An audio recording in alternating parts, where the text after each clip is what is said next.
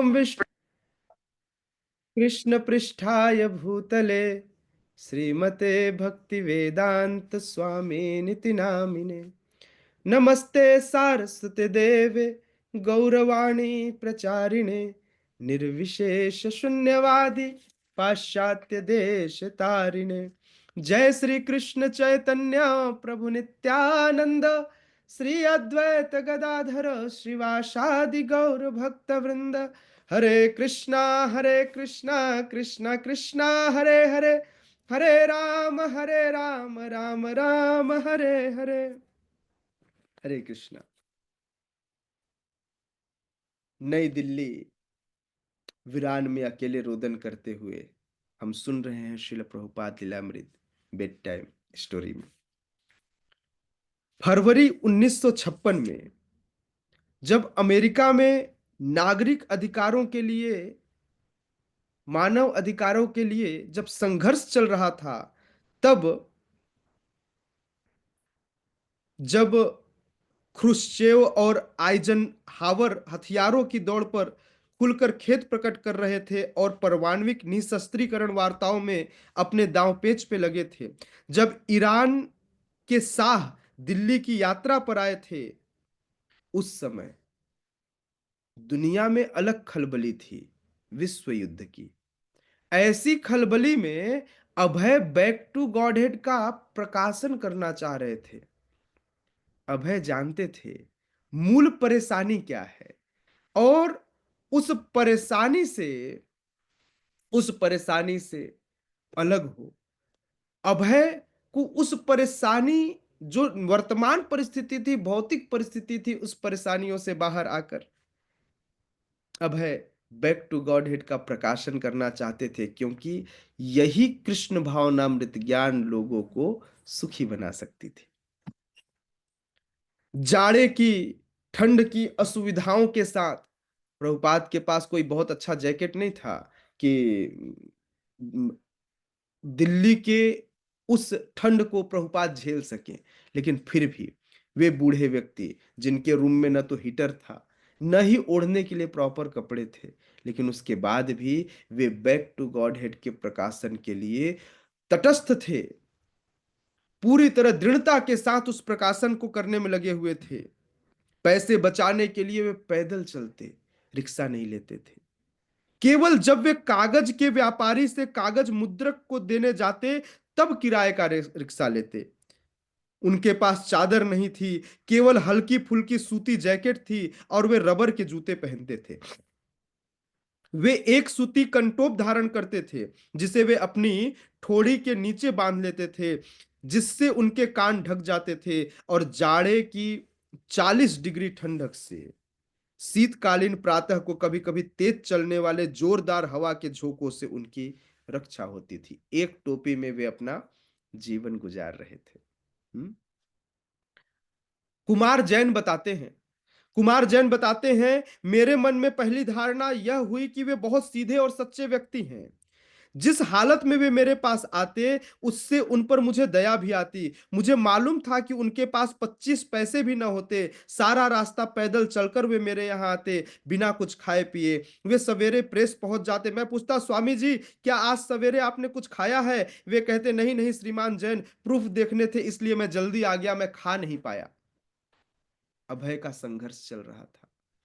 सुबह सुबह हमारे हाथ में खाने के लिए सब कुछ होता है, कभी कुछ नहीं होता तो भी हमारे लिए स्प्राउट मिल जाएगा, बिस्किट मिल जाएगा, कुछ भी मिल जाएगा। प्रभुपाद उस खाने में पैसे खर्च करना ही नहीं चाहते थे, क्योंकि वे बैक टू गॉड हेड का प्रकाशन चाहते थे। प्रूफ देखने के लिए सुबह सुबह उठकर सबसे पहले वे पहुंच जाते। जैन कहते, ठीक है, मैं आपके लिए नाश्ता मंगवाता हूं।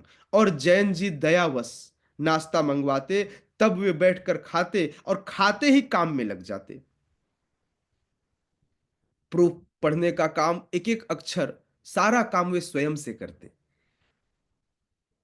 जब मुद्रण को मेरे द्वारा होता और अंतिम छपाई देखने के लिए पूरे समय तक प्रेस में मौजूद रहना उन्हें बहुत पसंद था, उन्हें बहुत अच्छा लगता। जैन जी बता रहे हैं कि जब मैं छपाई कर रहा होता, तो उस छपाई के समय अभय वो बैठकर देखते होते, उन्हें छपते हुए देखकर बड़ा अच्छा लगता। वे सवेरे लगभग 7 बजे पहुंच जाते और सभी प्रूफ देखने तक रुकते रुके रहते। यह रोज की बात थी। वे बिना नाश्ता किए आते, मैं उनके नाश्ते का प्रबंध करता और हम घंटों मेज पर आमने सामने बैठते। वे हमेशा केवल धार्मिक मामलों पर ही बात करते, लेकिन जब हम विशेषकर प्रूफ की प्रतीक्षा में साथ बैठे होते तो हम अनेक चीजों के बारे में विचार विमर्श करते। मुझे लगता कि वे बहुत सारी जानकारी रखते हैं, क्योंकि वे बहुत अध्ययनशील व्यक्ति थे। अपनी चीजों को छपाने आने वाले व्यक्ति की अपेक्षा वे मित्र अधिक थे। वे बहुत सीधे साधे आदमी थे। उनकी आदतें सरल थी, लेकिन उस समय उनका मिशन विशेष रूप से बैक टू गॉड हेड के आंदोलन में बढ़ावा देना था। और इस प्रकार से अभय अपना पूरा जीवन केवल केवल भगवान के उस प्रचार में लगाना चाहते थे। आगे जैन बताते हैं कि स्वामी जी की आर्थिक दशा बिल्कुल अच्छी नहीं थी। कभी-कभी तो छपाई के लिए उनके पास पैसे नहीं हो पाते थे। बहुत मुश्किल से वे छपाई कराते। क्यों? क्योंकि वे कागज का प्रबंध नहीं कर पाते थे। कई बार मैंने उनसे कहा कि यदि आपको कठिनाई हो रही है, तो आप पत्र जारी क्यों कर रहे हैं? लेकिन उनका उत्तर था, नहीं नहीं, यह मेरे गुरु जी का आदेश है, यही मेरा मिशन है। मुझे किताबें छपवानी है कुछ, क्योंकि मुझे अपने गुरु जी की इच्छा पूरी करनी है। जब तक होगा मैं इसे आगे बढ़ाऊंगा। मैं उनकी भरसक सहायता करता, लेकिन वे सचमुच निर्धन थे। मेरे पास भी इतने पैसे नहीं थे, ऐसा जैन जी बता रहे हैं। मेरा काम तो केवल छापना था। कागज का प्रबंध उन्हें ही करना था, इसलिए कभी-कभी विलंब हो जाता। यद्यपि मेरा काम केवल छापना था, कभी-कभी मैं उनसे कहता, अच्छा, यदि आपकी इतनी तीव्र इच्छा है तो मैं आपको कागज दूंगा। किंतु आमतौर पर कागज की व्यवस्था स्वयं अभय करते थे, क्योंकि हमारा काम छपाई करना था। वे कागज रिक्शे से लेकर आते थे, क्योंकि उतनी कागज वे हैवी उठा नहीं पाते थे। खूब सारा कागज होता था, ऐसे 50 किलो कागज के बंडल होते थे, इसलिए उसे वो रिक्शे में लेकर आते थे। सोचिए, कितने लोग इतना समर्पण रखते हैं। हाँ, हमारा साथ कोई असुविधाजनक नहीं था, लेकिन व्यवसाय व्यवसाय है। यदि बिलों का भुगतान बहुत समय तक न होता तो मुझे उन्हें कहना पड़ता कि इस बारे में क्या कुछ हो सकता है। क्या है, जैन जी को भी अपनी छपाई मशीन चलानी थी, तो कई बार पूछ लेते, क्या इसका पेमेंट जल्दी हो जाएगा क्या? लेकिन तो वो मुझे कहते, इस बारे में क्या कुछ हो सकता है? तो वे उत्तर देते, चिंता न करें, विश्वास रखिए, आपके पैसे आपके पास पहुंचने ही वाले हैं। आपके पैसे कहीं नहीं जाएंगे। मैं कभी न पूछता कि उन्हें पैसे कहां से मिलते हैं, क्योंकि मैं जानता था कि यह उनका निजी मामला है कि वे पैसे कैसे लेकर आते हैं। अभय पैसे कहां से लाएंगे? निश्चित रूप से कोई ना कोई डोनेशन देगा, तभी अभय पैसे देंगे। लेकिन यदि वे पैसे न चुका पाते तो वे उलझन में पड़ जाते थे। इसलिए मैं कभी भी उन्हें उलझन में डालने की कोशिश नहीं करता था। मैं ऐसा कभी नहीं करता था कि वे उलझन में पड़े। मैं चाहता था कि मैं उन्हें पैसे के लिए कभी ना टोकूं। कौन कह रहे हैं? जैन जी कह रहे हैं, जो बैक टू गॉड हेड की छपाई करा रहे थे, जिनके पास अपनी प्रिंटिंग प्रेस थी। जैन जी कहते हैं कि पैसे देने की चिंता उनकी स्वयं की थी। पैसे देने की चिंता उनकी स्वयं की पास थी। उनके पास पैसे नहीं हैं तो वे पत्र कैसे निकाल सकेंगे, और वे उस पत्र को अवश्य ही निकालना चाहते थे। वे गीता की शिक्षाओं का प्रचार करना चाहते थे। किसकी शिक्षाओं का? श्रीमद् भगवत गीता की शिक्षाओं का। वे इसे एक आंदोलन के रूप में देखते थे, और उनका विचार था कि केवल इस गीता के माध्यम से ही संसार के लोगों में शांति लाई जा सकती है। उनका यह विश्वास बहुत दृढ़ था। अत्यंत दृढ़ विश्वास के साथ वे इस कार्य को करते थे। हम्म। मुद्रक से पत्र की प्रतियां लेने के बाद अभय नगर में घूम घूम कर बेचते थे। जब छपाई हो जाती, तो छपाई हो जाने के बाद बैक टू गॉड, सोचिए, एक व्यक्ति लिखता है, फिर कागज खरीदता है, फिर छपवाता है, छपने के बाद अलग अलग प्रतियां बनाता है, अब उसे बेचने जा रहा है। 65 साल का वृद्ध व्यक्ति, 65 साल का वृद्ध व्यक्ति यह सारा कुछ करने के बाद अब कहाँ जा रहा है? अब पूरे दिल्ली नगर में वह घूम-घूम कर बेचने जा रहा है। वे किसी चाय की दुकान पर, चाय की टपरी पर बैठ जाते, चाय पीने के लिए नहीं। क्या उस समय चाय का ज़माना था? सिर्फ़ चाय की पट्टी कि लोग यहाँ पर आएँगे और उस चाय की दुकान पर बैठ जाते और जब कोई उनके पास बैठ जाता तो उनसे कहते, "आप क्या एक बैक टू गॉड हेड की प्रति खरीद लेंगे? आपके पास जो भी लक्ष्मी हो दे दीजिए, कोई बात नहीं। इसका रेट इतना है, अगर ₹10 की बजाय कोई ₹5 भी देता, तो भी वो उसे दे देते।" हुँ? और जो लोग अनुदान दे चुके थे या उनसे मिलने को तैयार थे, वे उनके घरों पर भी जाते, उनके कार्यालय में भी जाते और उनको जाकर बैक टू गॉड-हेड की वह प्रति देकर आते। कभी-कभी लोगों की संस्तुति पर या बिना जान-पहचान के वे ऐसे लोगों के पास बिना बुलाए पहुँच जाते, जिन्हें वे अपना भावी ग्राहक समझते। उन्हें लगता कि अगर ये व्यक्ति अच्छा है, तो उनके दुकानों में या उनके ऑफ़िसों में अभय घुस जाते। बुक बाँटना आसान नहीं है। आज हमारे भक्त भी ऐसा ही करते हैं। हमारे भक्त जाते हैं, किसी भी कार्यालय में घुस जाते हैं। उन्हें लगता है कि हो सकता है शिला प्रभुपाद की शिक्षाओं को पढ़ने में थोड़ा-सा भी इंटरेस्ट दिखाए। तो उस इंटरेस्ट के साथ वे उसके पास जाते हैं। 1 मिनट हाँ।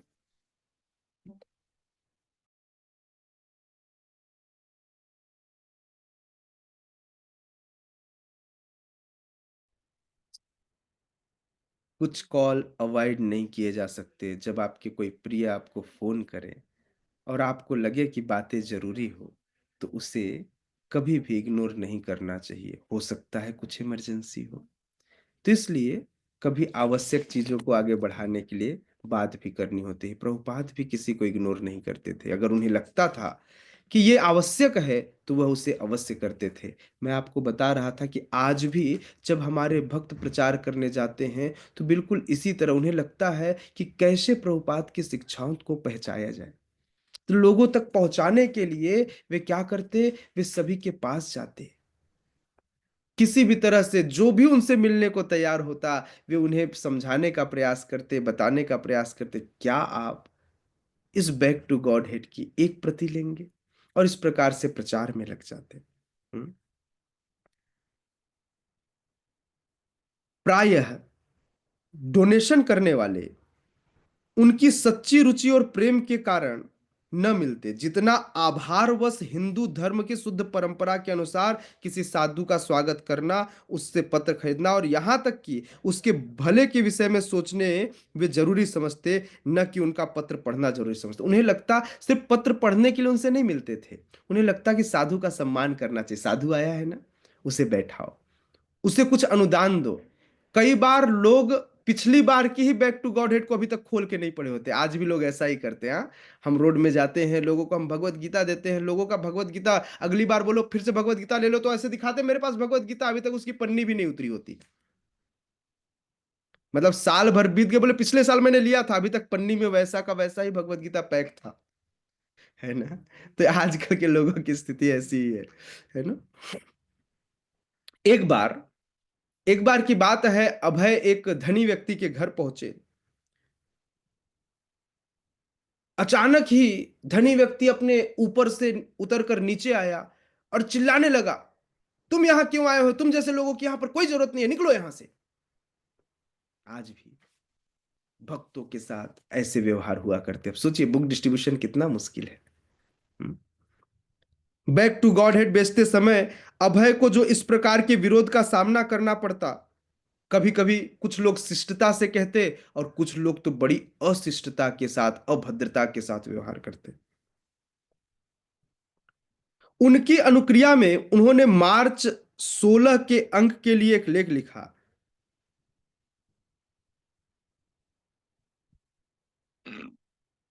एक लेख लिखा कि आज की सबसे बड़ी बीमारी है कि लोगों के पास समय नहीं है। लेख का नाम था चीरकालीन रोग, व्यक्ति के पास समय नहीं। क्या बीमारी है? लोग क्या कहते हैं? समय नहीं है। आज भी किसी को कहिए प्रभु जी मंदिर चलना, प्रभु जी समय नहीं है। प्रभु जी भगवत गीता क्लास में, प्रभु जी समय नहीं है। सोचिए, जीवन के सबसे महत्वपूर्ण कार्य के लिए ही लोगों के पास समय नहीं है। हाँ, ये ये सबसे परेशानी की बात है। जब हम किसी सज्जन के पास बैक टू गॉड हेड पढ़ने की प्रार्थना लेकर जाते, अब प्रभुपाद के वर्ड है, ध्यान से सुनिएगा, तो कभी कभी हमें उत्तर मिलता समय नहीं है। वे कहते हैं कि शरीर में आत्मा को बनाए रखने के लिए, अर्थात जीवित रहने के लिए धन कमाने में वे अत्यधिक व्यस्त हैं। लेकिन जब हम पूछते कि आत्मा क्या है, तो उनके पास कोई उत्तर न होता। डॉक्टर मेघनाथ साहा, जो एक महान वैज्ञानिक थे, योजना आयोग की एक बैठक में तेजी से जा रहे थे। कार में जाते समय दुर्भाग्य से मार्ग में ही उनकी मृत्यु हो गई, और वे मौत से यह नहीं कह सके कि इंतजार करो, मुझे मीटिंग में जाना है, मैं बहुत व्यस्त हूं। किनकी बात कर रहे हैं? मेघनाथ साहा, जो एक साइंटिस्ट थे। वे एक मीटिंग के लिए जा रहे थे और मीटिंग में जाते जाते मृत्यु हो गई। सोचिए, अगर मेरे सामने मेरी मृत्यु खड़ी होंगी तो मैं क्या बोलूंगा? रुको रुको, मुझे अभी क्लास लेना है। हम तो यह भी नहीं कह सकते, है ना? कांग्रेस के नेता डॉक्टर अंसारी चलती गाड़ी में घर जाते समय जब मृत्यु के निकट थे तो बोले, मैं स्वयं एक डॉक्टर हूं और मेरे घर के करीब सभी लोग डॉक्टर हैं, लेकिन मृत्यु इतनी निष्ठुर है कि मैं बिना किसी डॉक्टरी सहायता के मर रहा हूं। मृत्यु किसी का इंतजार नहीं करती, आप कितने भी बड़े डॉक्टर बन जाएं, लेकिन मृत्यु बड़ी निर्दयी है। जब उसको आनी होगी तो यह विचार नहीं करेगा कि किसके बच्चे छोटे हैं, किसने अपनी जिम्मेदारी पूरी की है, कौन पिता बना है, कौन बच्चा अपने माता पिता की सेवा कर पाया है। नहीं, मृत्यु तो कभी भी आ सकती है। इसलिए इस अंतिम परीक्षा जिसका नाम मृत्यु है, इसके लिए हमें सदैव तैयार होना चाहिए। इसलिए भागवत में मृत्यु को अपराजय कहा गया है। मृत्यु हर एक की इंतजार में है, यद्यपि हर एक सोचता है, हर एक सोचता है कि वह नहीं मरेगा। किसी को लग रहा है कि मैं कल मरने वाला हूं? कोई भी ऐसा सोच रहा है क्या अपने बारे में कि मैं कल मर जाऊंगा? किसी ने ऐसा नहीं सोचा होगा, है ना? लेकिन हमें ऐसा सोचना चाहिए कि अगले ही क्षण मृत्यु आ सकती है। क्या मैं उस मृत्यु के लिए तैयार हूं? नहीं भाई, मैं ऐसा नहीं कह रहा हूं मैं मरने वाला हूं, मैंने भी ऐसा नहीं सोचा। आप लोग ऐसे मेरे तरफ मत घूरो, है ना? मैं अच्छा हूं, मैं देखो बिल्कुल ठीक ठाक हूं, है ना? मैं तो कह रहा था, क्या किसी ने ऐसा सोचा है अपने लिए, मेरे लिए नहीं, अपने अपने लिए, कि मैं कल मर जाऊंगा? है ना? हर व्यक्ति पता चला मेरे लिए सोच, प्रभु जी ऐसा क्या हो गया, प्रभु जी आप क्यों मरने वाले हैं प्रभु जी? नहीं, प्रभु जी जिंदा रहेंगे भाई, ठीक है। तो मृत्यु हर एक के इंतजार में है, यद्यपि हर एक व्यक्ति यह सोचता है कि वह नहीं मरेगा। मृत्यु के उपरांत जीवन है। देहिनो अस्मिन यथा देहि कौमारम यौवनम जरा, मतलब जब एक देह छूटती है तो दूसरा देह मिलता है। मृत्यु के बाद भी नया जीवन है। व्यस्त मनुष्य को यह जानने की कोशिश करनी चाहिए कि जो नया शरीर मिलने वाला है, मतलब वो कौन से नया मतलब बड़ा इंटरेस्ट होता है ना ये जानने में कि फला पार्टी है तो मैं कौन सा कपड़ा पहनूंगा, है ना? तो इसी तरह से हर व्यक्ति को यह पता होना चाहिए कि मैं मरने के बाद कहां जाऊंगा, वह कहां जा रहा है। यह जीवन मनुष्य के दीर्घतम प्रवास का एक बिंदु मात्र है, और विवेकशील मनुष्य को एक बिंदु में ही व्यस्त नहीं हो जाना चाहिए। यह कोई नहीं कहता है कि शरीर का पालन पोषण न किया जाए, लेकिन भगवत गीता से हर एक को इसका ज्ञान होना चाहिए कि शरीर ऊपरी परिधान है और आत्मा वास्तविक पुरुष है, जो परिधान को धारण करता है। इसलिए यदि वास्तविक पुरुष की चिंता किए बिना कोई परिधान की ही चिंता की जाए तो यह केवल मूर्खता होगा और समय की बर्बादी होगी। एक बार एक व्यक्ति अपने घर में तोता लेकर आया। क्या लेकर आया? तोता, पैरट, समझते हैं ना आप लोग? हम्म? सुक। तो उसके लिए उसने बहुत अच्छा केस बनवाया, पिंजरा, सोने का पिंजरा। बोले मिट्ठू, तो भी बोलता मिट्ठू।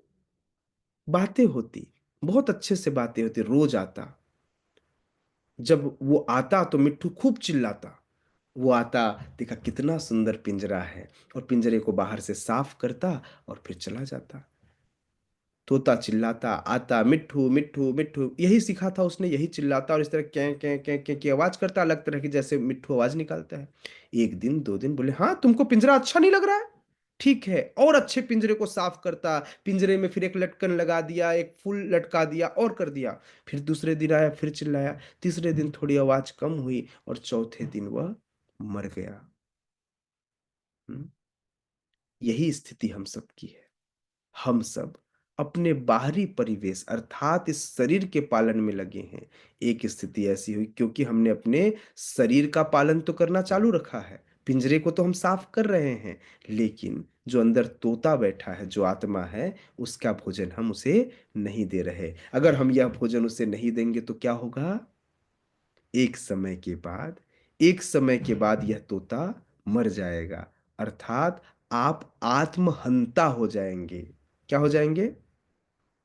आत्महंता, आत्मा को मारने वाला। आत्मा बोले मरता नहीं है, नहीं, वैसे तो नहीं मरता, लेकिन आत्महंता का मतलब है कि यह आत्मा ड्राई हो जाएगी, क्योंकि उसे उसका भोजन नहीं मिल रहा है, वह सुखी नहीं होगा, वह सदैव दुखी होगा और जन्म मृत्यु के चक्र में फंस जाएगा, क्योंकि व्यक्ति शरीर नहीं है, व्यक्ति क्या है? आत्मा है। हम्म? अभय एक असाधारण समाचार पत्र विक्रेता थे।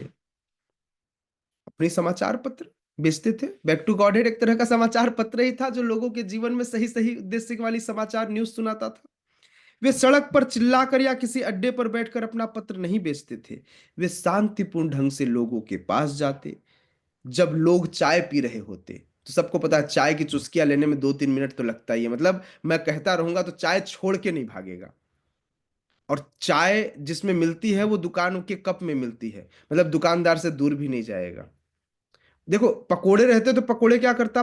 कागज में लेता और भाग जाता। लेकिन चाय पीने वाला व्यक्ति छोड़कर भाग नहीं सकता टपरी, क्यों?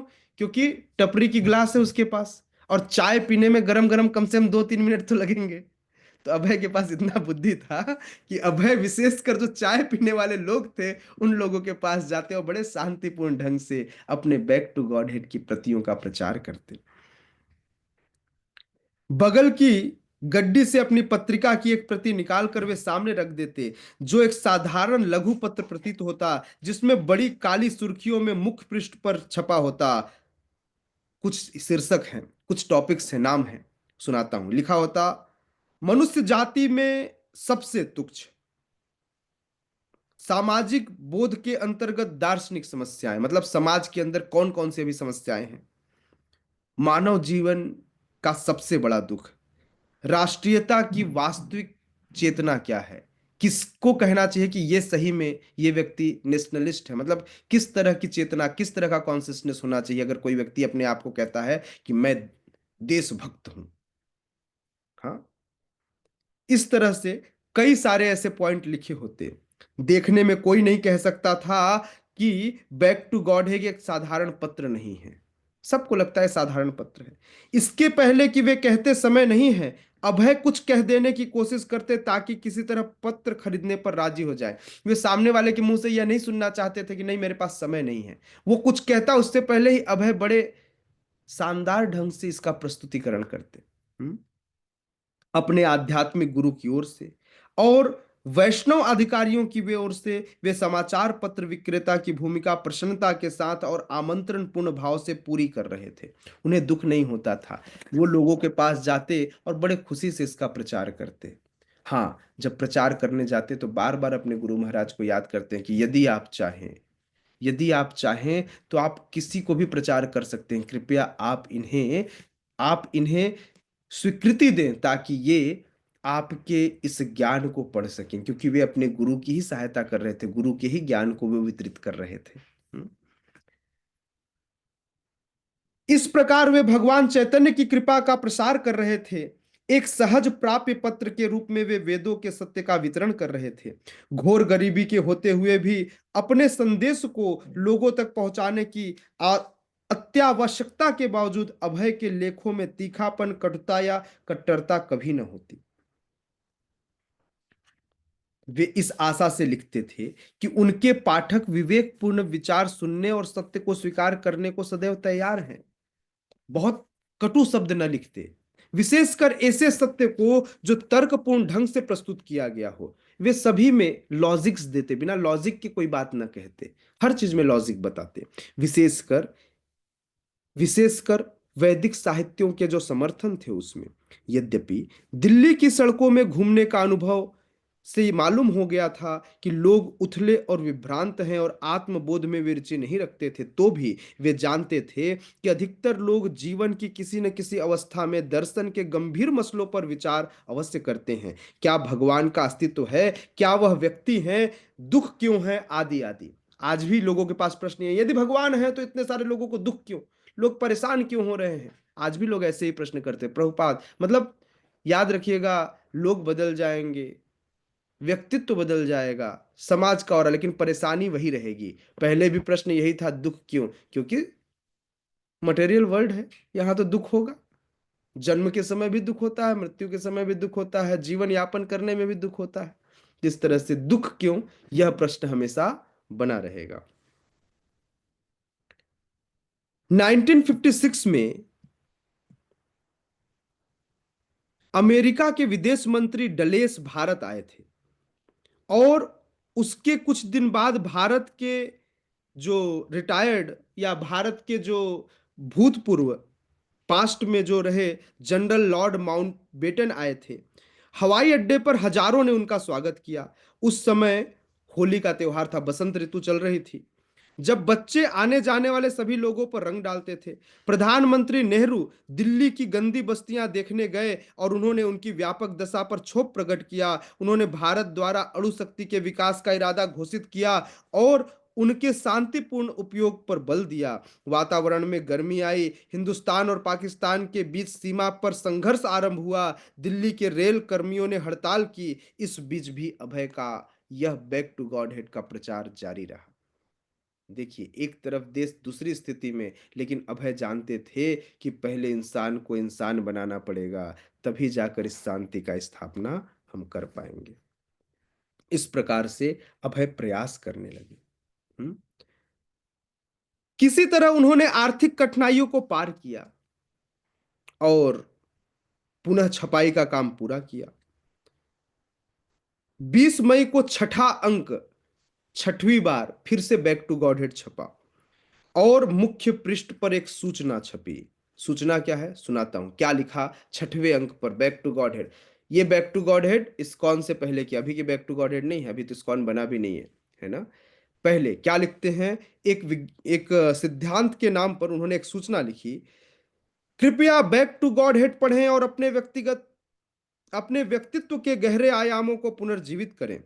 इसमें ऐसा कुछ नहीं है जो हमारे अपूर्ण इंद्रिय बोध के आधार पर गढ़ी गई विचारधारा हो। मतलब ऐसा आप नहीं बता रहे हैं अभय कि मैंने कोई लॉजिक अपने मन से दिया है।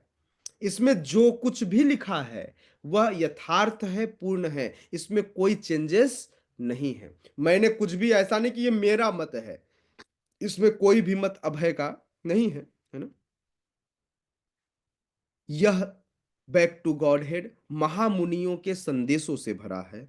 हम केवल उनकी सहायता कर रहे हैं। वे सभी स्त्री पुरुषों को वास्तविक जीवन का अर्थ सरल भाषा में फिर से समझा सकें, इसलिए हर जिम्मेदार पुरुष स्त्री को इसे नियमित रूप से पढ़ना चाहिए। इस प्रकार से अभय ने लोगों से आग्रह किया कि हर व्यक्ति को इस बैक टू गॉडहेड पत्रिका को पढ़ना चाहिए। इसकी लागत नगण्य है, प्रतिवर्ष 2 रुपए 4 आने। कितना, साल भर में कितना, 2 रुपए 4 आने में साल भर का सब्सक्रिप्शन था। 2 रुपए 4 आने दीजिए, मतलब 225 पैसा। 4 आना मतलब 25 पैसा, 8 आना मतलब 50 पैसा, और 16 आना मतलब 1 रुपए। तो 2 रुपए मतलब 200 पैसा, और 1 आना, और तो इस तरह से कितना हो गया, 225 पैसा हो गया टोटल। इसकी उपेक्षा न करें, यह आपके लाभ के लिए है, यह मानवता के सुखी समाज का निर्माण करेगा। और इस प्रकार से बातें करने लगे। इस प्रकार से यह message back to God head के प्रथम पृष्ठ पर अभय ने छापा। भगवत गीता की शिक्षाओं का प्रसारण कैसे किया जाए लेख में उन्होंने समाज के आध्यात्मिक संगठन की आवश्यकता के विषय में चर्चा की। और इस प्रकार से वे जो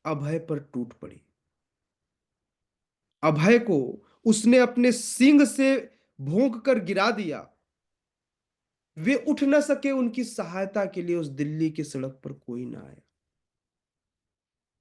वहां पड़े पड़े वे सोचने लगे कि ऐसा क्यों हुआ।